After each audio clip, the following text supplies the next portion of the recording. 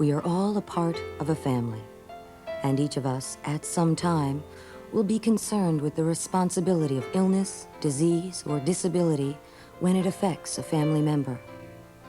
Bound within unique situations, these three families have learned to share the pain, to be supportive, to encourage, and to love. They are examples of the family caring.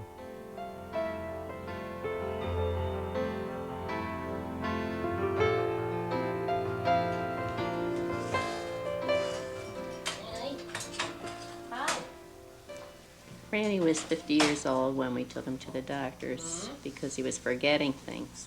It took us a while to find out that he had Alzheimer's disease.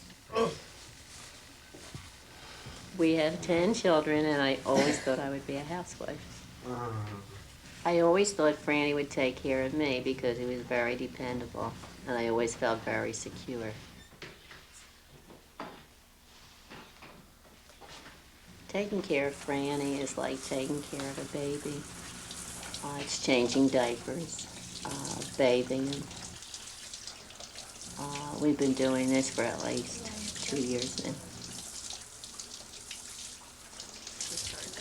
I think it was embarrassing for me in front of the kids, you know, at first. But now we're all used to it. Aren't we, Fran? Amen. Fran is, he never answered to Dad anymore. We found that we got a better response by calling him Fran or Frank. You know, he would turn around and pay attention to us. I was about 13 when we first started thinking that something was wrong with my dad. And I remember one day we were waiting for him to come home from work. And he was walking, I don't know where he was walking to, but he fell in the snow. And the cops must have saw him or something and stopped them. And we didn't know where he was, so we were calling hospitals and police stations and all. And we called the 26, and he said that he was there and that he was sleeping off a drunk, which didn't sound right to us because, you know, we knew that he didn't drink that much or whatever. So my sister Marion asked them if they would hold him, you know, until one of us got there, and they said yes, but they let him go, and he walked home, and he got lost again. By the time he came home, he was frozen, and he was sick. Yeah, he was just shivering and crying, and he had no idea. He was very disoriented. It was obviously a very traumatic experience. A lot of the people in the neighborhood know of my father's disease, always wanted to know how he's doing, and they always ask if they can help out. If they can, just let them know, because that's the way the people are. You know, everybody knows one another's business. Sometimes people think it's just being newsy, but you know, you're all friends, and also, you know, what's the difference in knowing somebody else's business? You know, so long as you care about that person. You know, so now I'm familiar with all the people in the neighborhood and a lot of good people here, so I think that's why I want to stay. But as far as my dad's, you know, with him, I guess I'd always like to stay close because I guess there's not much time for him to live. So I just want to be here. I don't mind taking Franny outside here because we've known all these neighbors for so long. 30 years we've lived here. And come on, Fran. Come on. So if it's a nice day, I take him out for a walk, just walk him up and down the block a little bit. He worked on the waterfront as a stevedore, and he used to check the containers, but when he started to get sick, the fellas, they would give him something easy, and they'd get him away from the heavy equipment. An old family friend and neighbor of ours named Harry McIntyre also worked down at the piers with my father.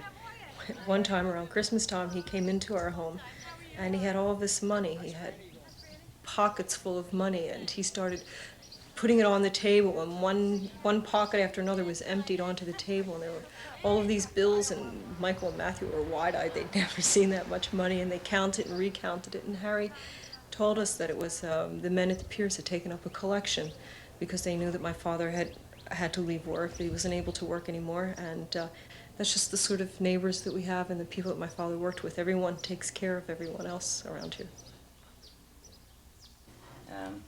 My family is really the only thing I have at this point in my life. You know, we do a lot of things together, and I'd just like to, you know, somehow give back, you know, what he's given me. Smile. I'm kind of battle weary now. I have so many brothers and sisters. I'd really like to switch my life. I'd like to give my life to my dad, you know. I mean, if I could switch brains with him or whatever, you know. I'd like to give my life to my dad. Matthew's the youngest. He was in 8th grade. When all this started, he was 7 years old. What I remember is, like, when he started, his personality change he had, and he used to start getting angry at little things, and every time he had to go out, somebody would have to go with him. I never thought for a minute that the kids wouldn't be supportive and helpful in taking care of Franny. I guess partly because Franny really took such good care of them. He always worked an extra job. He took them on picnics. He was never too tired to do anything with the kids. My schedule, I usually come over every Monday and spend the day with my father. I have to get him a shower in the morning and feed him his breakfast. I usually bring him downstairs and then do some wash and, you know, finish up the dishes. I usually make dinner every day, and then on Tuesdays, Marion comes over and does the same thing basically that I do. And then on Wednesday, Thursday, and Friday, we have a nurse come in, Mary Thompson. The McGee's, I feel, are exceptional with working with their father simply because they have accepted his condition and work with him on a day-to-day basis. Peggy came to ask me to take care of Fran because their son Mark wasn't able at the time to continue taking care of him 5 days a week.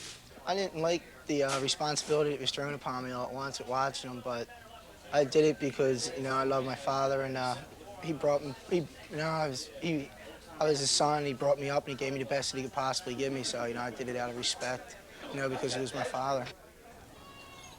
It was one time when he was out for his daily walk, you know, just walking around, and this lady was carrying her packages, you know, her groceries into the store. And he just, you know, just stopped his walking and just was watching what the lady was doing. And she kind of took it the wrong way, you know. I think she just started hollering at him. So like that, he just walked away and he came home. When he came home, he was pretty upset. Yeah, I laid down and just relaxed for a while. But it's just no understanding, you know.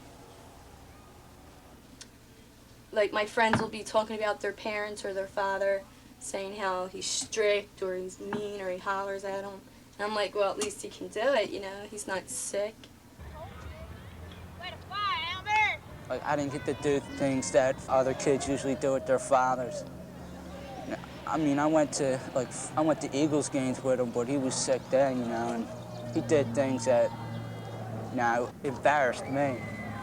None of my brothers have really been, like, a dominant force in my life. I think the only person in my family that really has been is my mom. I think that she's held the family together, and she's put through a lot of stress because of that, but I think she's held together pretty good. I've been working for 7 years now since Franny first got sick. And it's kind of almost like being a widow. We were looking for an adult daycare center where we could send Franny for the day. And we were interviewed by a doctor. We set up an appointment and were interviewed by a doctor. And they had certain standards. You had to be able to do certain things for yourself before they could take you. And the doctor asked Franny who I was. And Franny said I was his mother.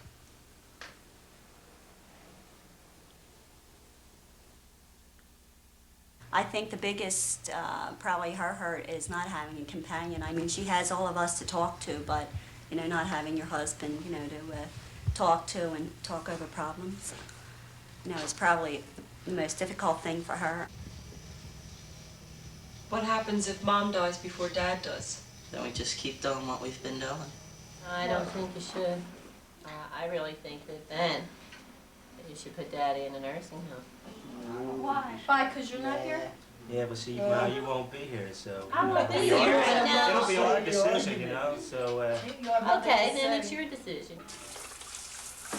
No one really ever showed us what to do. We just did it. Best way we can. We don't know if we're doing it the right way or not, but we do it. Seems to work out.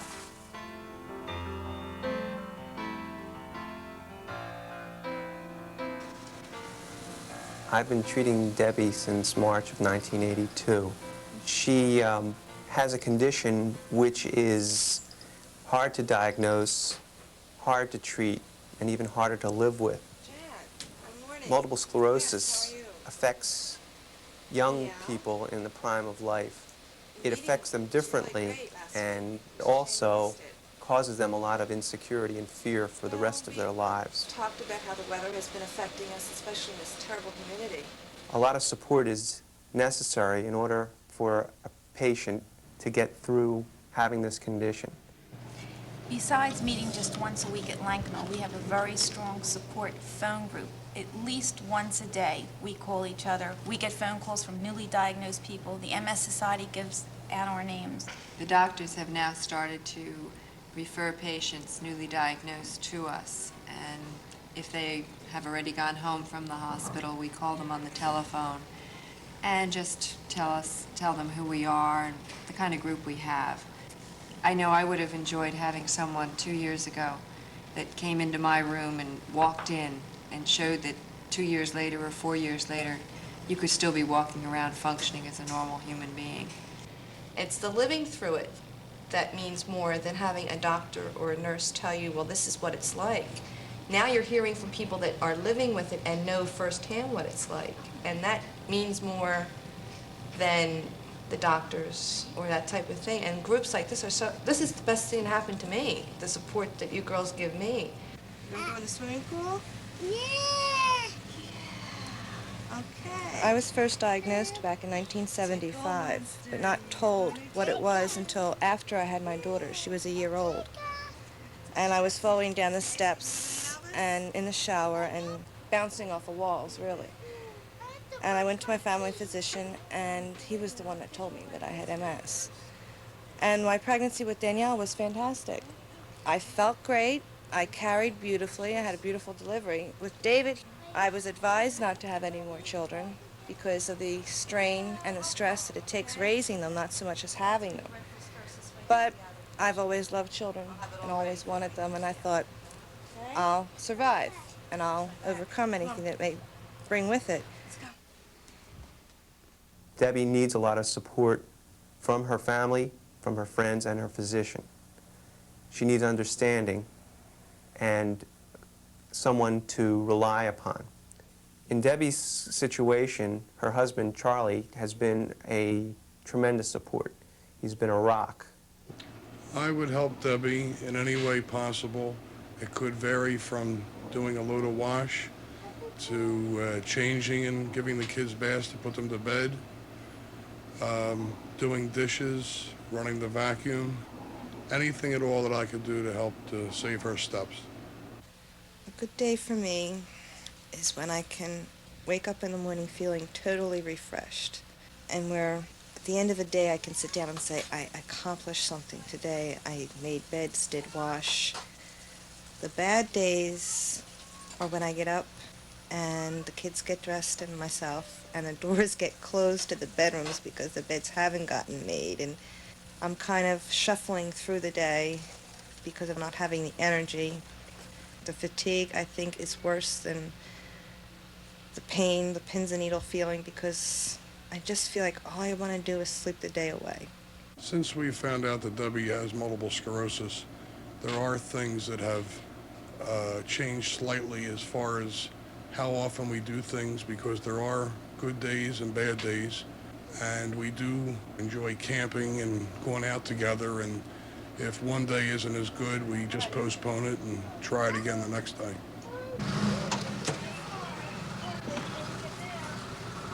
I'm Debbie's Aunt Elva. I think with Debbie having MS, I think it just made me realize that everybody needs help sometime. And you have to learn to help people. And you have to give of yourself. And I help Debbie by minding the children while she goes to the MS meetings, because I think she needs the time out with the without the children, and to talk to other people that have the same condition that she has. When my friends found out what my illness was, multiple sclerosis, most of them were in shock, because the fact that they didn't know exactly what it meant. And again, the ones that did know associated with me being left in a wheelchair. And I've kind of lost quite a few friends because they were petrified just to the sound of the name, multiple sclerosis. They thought if they got too close or got too involved, they would catch it. As long as the love and affection for each other is there, the health would be secondary to me. Health is something, in my eyes, that you can always readjust to if you had to. Whereas the companionship and the understanding and the getting together with each other has to be there, even more so than the health or sickness that could in years change things either way, and you just have to adjust to it.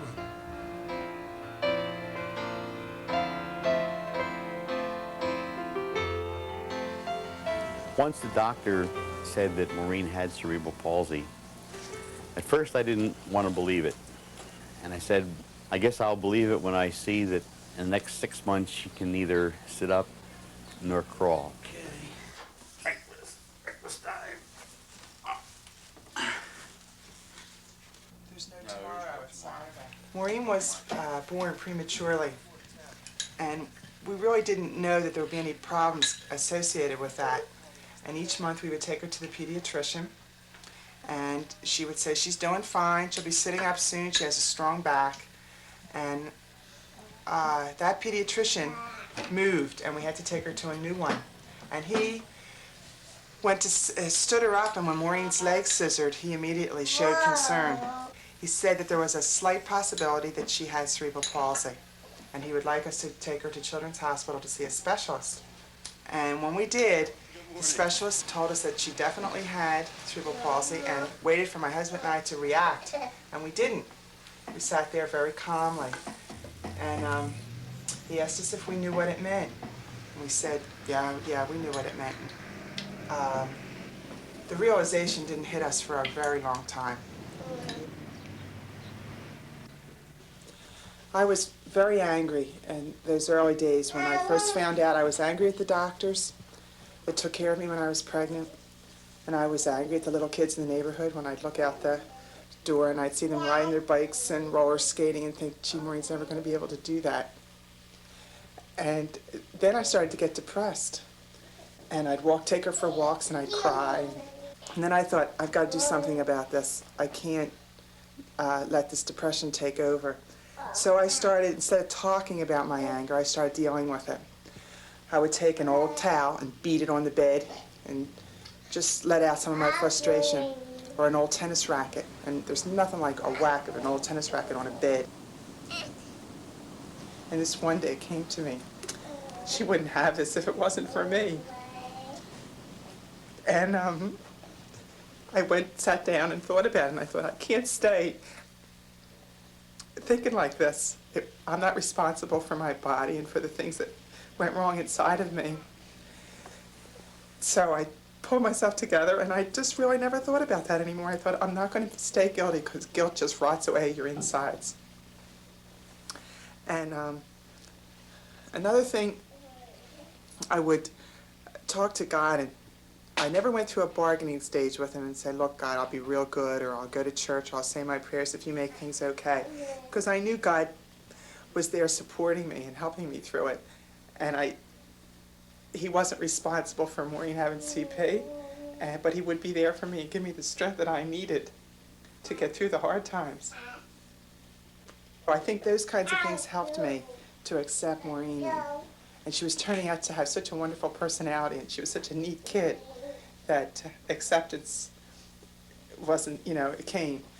But I don't think it stays. I think you go to the doctor, and the doctor gives you bad news, and you have to go home and start all over again.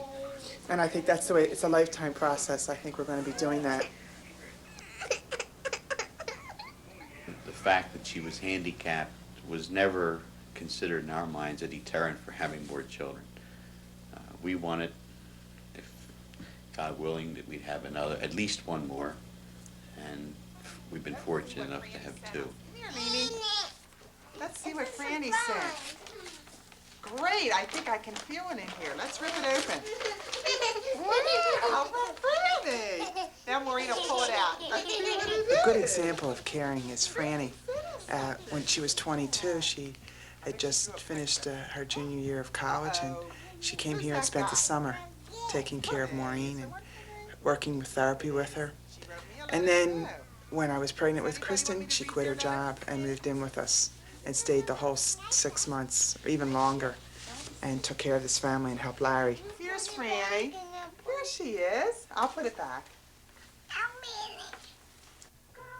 One of the therapists at school suggested that we have this chair made, corner chair, where Maureen would sit on the floor and keep her legs out in front of her, which is not a position that she's comfortable in.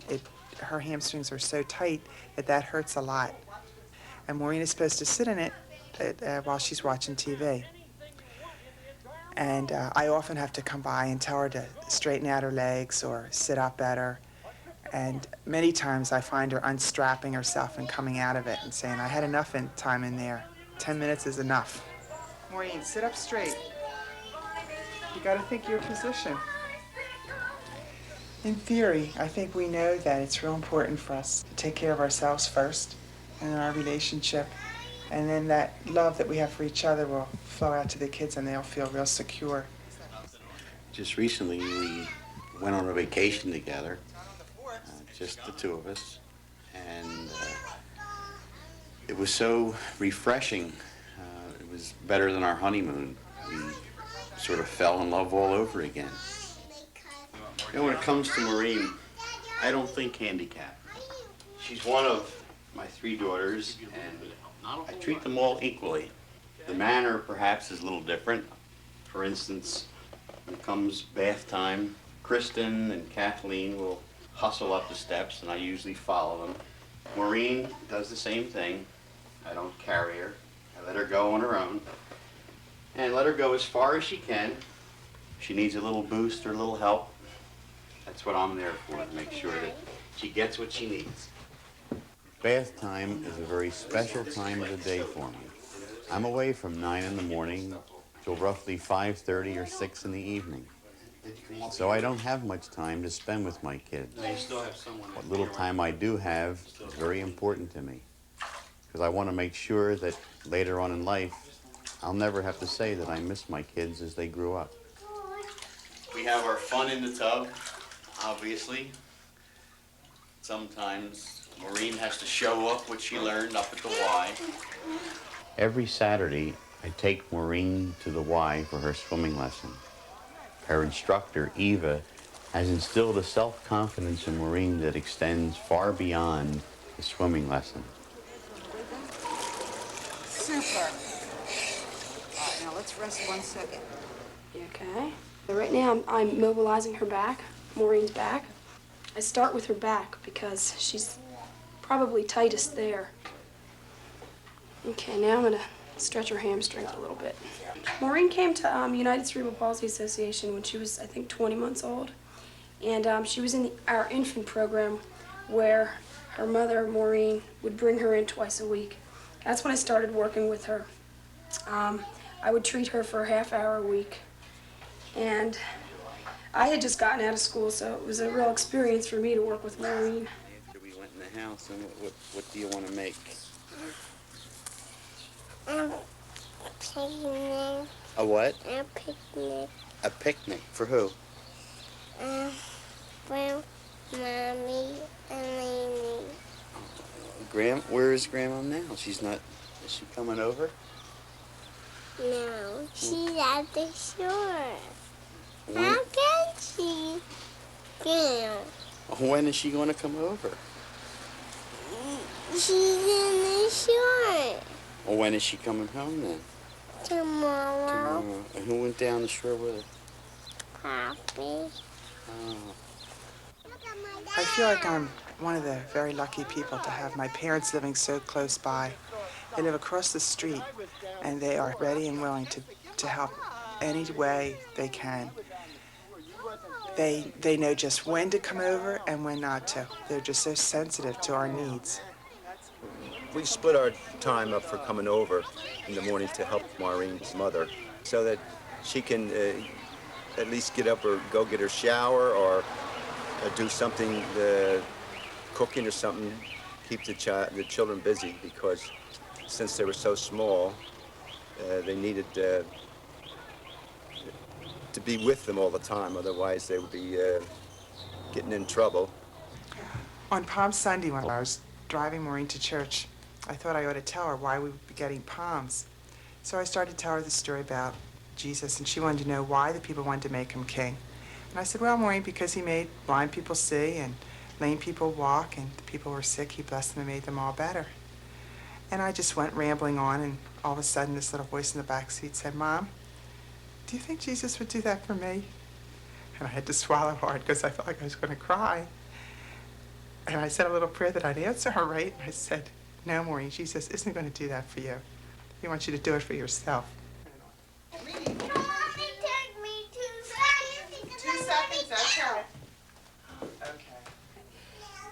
Maureen has incredible motivation. She always has. And if a child doesn't have motivation, there's not much that a therapist has to work with. They have to want to move. They have to have the desire to go further. And she has always had that. And right now she's at a great age where she wants to be independent in everything. You're doing great. Come on. If I were to offer advice to any parent, whether it be the parent of the so-called normal child, parent of a handicapped child, I would say that my children are my most precious possession. They're yours as well. Love them, be good to them, take care of them.